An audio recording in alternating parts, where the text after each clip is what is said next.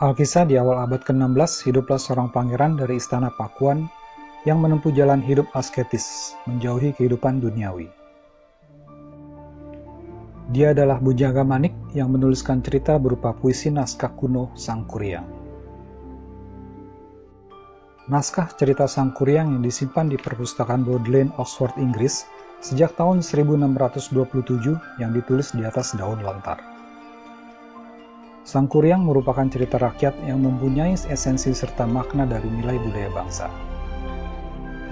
Khususnya masyarakat Sunda yang selama ini kurang dipahami falsafahnya.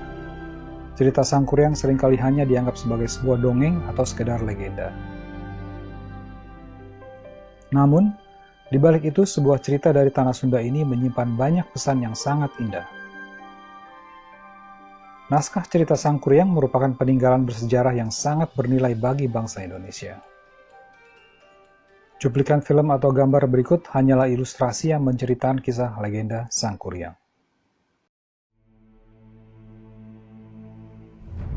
Awalnya diceritakan di Kahyangan ada sepasang dewa dan dewi yang berbuat kesalahan. Maka oleh Sang Hyang Tunggal mereka dikutuk turun ke bumi dalam wujud hewan.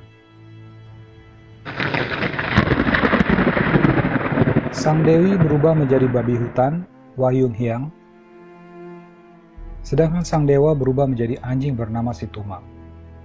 Mereka harus turun ke bumi menjalankan hukuman dan bertapa mohon pengampunan agar dapat kembali ke wujudnya menjadi dewa-dewi kembali. Diceritakan bahwa Raja Sungging Perbangkara tengah pergi berburu. Di tengah hutan, sang raja membuang air seni yang tertampung dalam daun cari.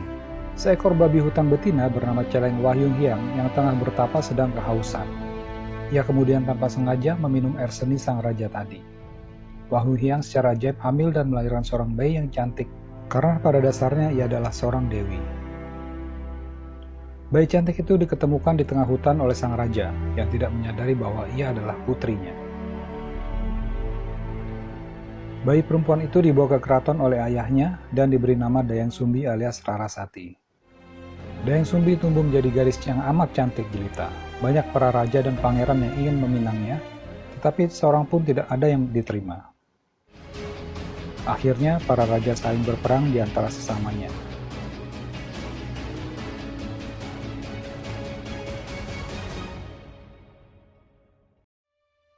Dayang Sumbi pun atas permintaannya sendiri mengasingkan diri di sebuah bukit ditemani seekor anjing jantan yaitu Situmang.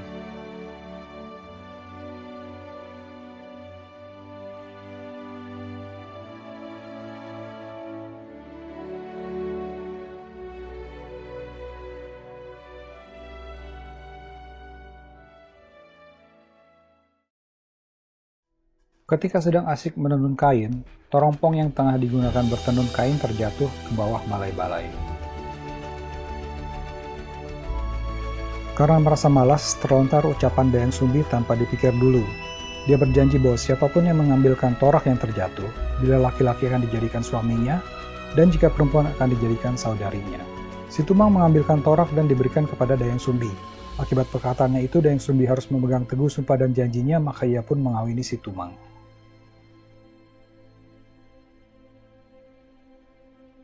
Pada malam bulan purnama, Situmang dapat kembali ke wujud aslinya sebagai dewa yang tampan.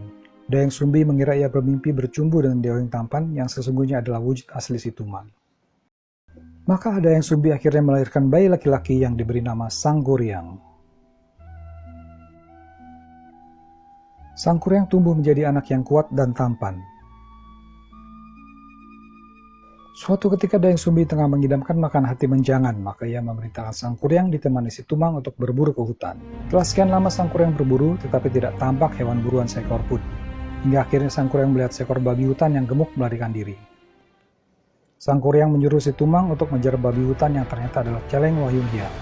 Karena Situmang mengenali Celeng Wahyung Hyang yang adalah nenek dari Sang Kuryang sendiri, maka Situmang tidak mau menuruti perintah itu. Saking kesalnya Sang Kuryang kemudian menakut-nakuti Situmang dengan panah. Akan tetapi secara tak sengaja anak panahnya terlepas dan Situmang terbunuh tertusuk oleh anak panah.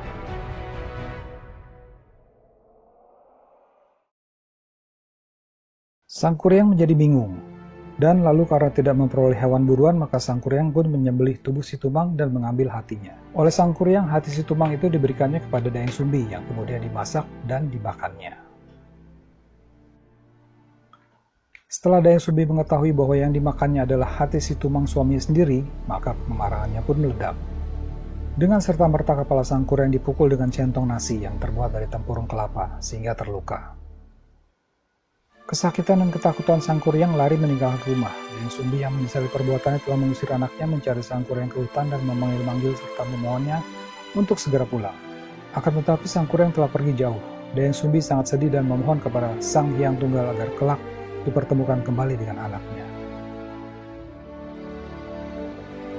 Untuk itu Dayang Sumbi menjalankan tapa dan hanya memakan tumbuh-tumbuhan dan sayuran mentah. Sang kuryang sendiri pergi mengembara mengelilingi dunia. Sang kuryang pergi berburu kepada banyak petapa sakti, sehingga sang kuryang setelah beberapa tahun telah tumbuh menjadi seorang pemuda yang kuat, sakti, dan gagah perkasa. Setelah sekian lama berjalan ke arah timur, akhirnya sampailah sang kuryang di arah barat lagi, dan tanpa sadar telah kembali di tempat Dayang Sumbi berada. Namun sang kuryang tidak mengenali bahwa putri cantik yang ditemukannya adalah Dayang Sumbi ibunya. Karena Dayang Sumbi melakukan tapa dan laku hanya makan tanaman mentah, maka Dayang Sumbi menjadi tetap cantik dan awet muda. Dayang Sumbi pun mulai tidak menyadari bahwa sang ksatria tampan itu adalah putranya sendiri. Lalu kedua insan itu berkasih mesra.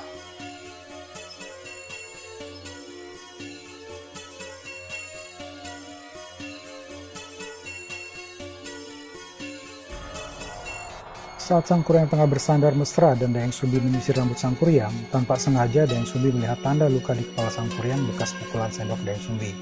Dengan demikian ia mengetahui bahwa sang kuryang adalah putranya.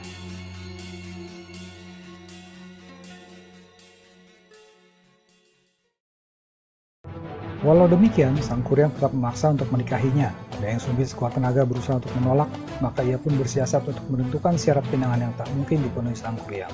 Dayang Sumbi meminta agar sang kuryang membuatkan perahu dan telaga dalam waktu semalam dengan membendung aliran sungai Citarum. Maka dibuatlah perahu dari sebuah pohon besar yang tumbuh di sebelah timur. Kelak, tunggul atau pangkal pohon itu berubah menjadi gunung yang bernama Bukit Tunggul. Rantingnya ditumbuhkan di sebelah barat dan kelak menjadi Gunung Burangrang. Dengan bantuan para guryang, lewat tengah malam bendungan pun hampir selesai dikerjakan.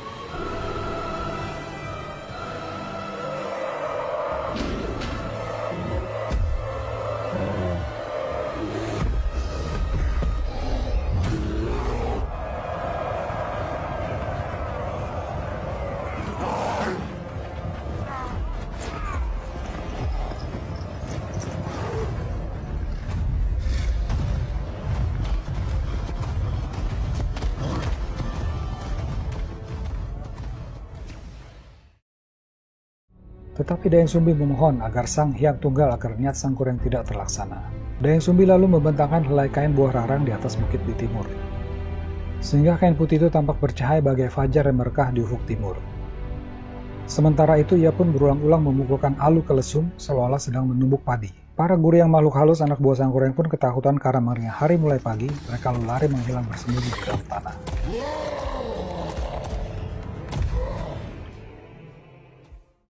Dengan demikian pembuatan bendungan pun tidak terselesaikan. Karena gagal memenuhi syarat Dayang Sumbi, sang kuryang menjadi gusar dan mengamuk.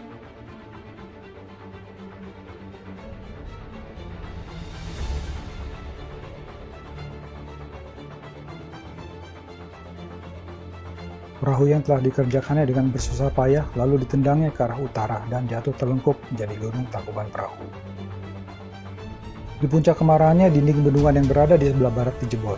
Kelak lubang tembusan air Citarum itu dikenal sebagai Sang Hyang Tikoro. Sumbat aliran Citarum dilemparkannya ke arah timur dan menjelma menjadi Gunung Manglayang. Air Telaga Bandung pun menjadi surut kembali, bekas danau ini kelak menjadi lokasi kota Bandung.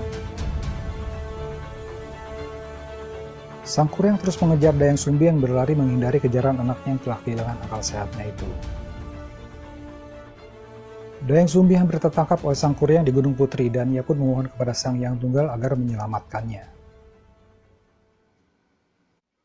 Maka Dayang Sumbi pun berubah menjadi setangkai bunga jaksi.